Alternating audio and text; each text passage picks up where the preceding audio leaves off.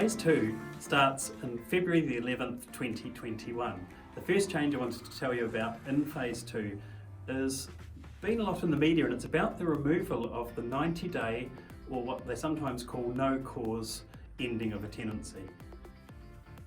They want to make sure that tenants have more security in their living situation. So as of February the 11th, landlords won't be able to give 90 days, which was for no reason to move tenants on. Now let's face it, this was hardly ever done anyway. Only about 3% of tenancies were ended with the 90-day notice. Not to mention that, a smaller proportion of that was for antisocial behaviour.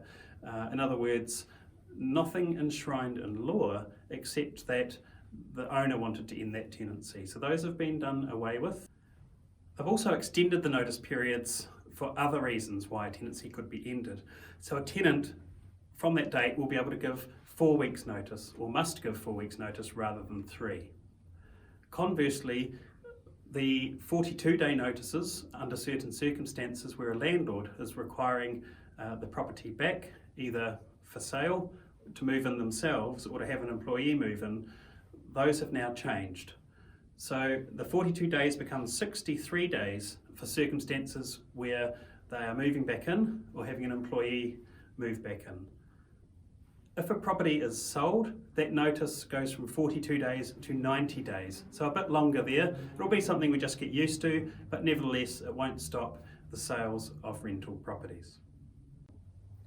So many landlords were then wondering what can be done about tenants if they are engaging in things like antisocial behaviour or just nuisance behaviours, where in the past they may have used a 90-day notice, no cause tenancy ending, or ending a fixed term.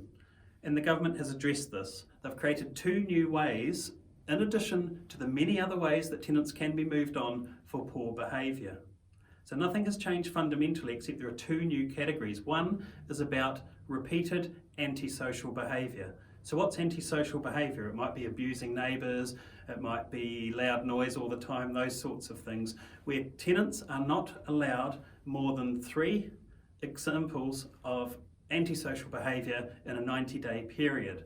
However, the burden of proof is on the landlord, so you would need statements from neighbours and so forth, or from the police, or from noise control to be able to back this up. But they've put that provision in so that the tenant behaviour must be good over a prolonged period of time. I'll let you decide how you feel about that. But there is one other one that they have brought in. The second one is to do with rent arrears.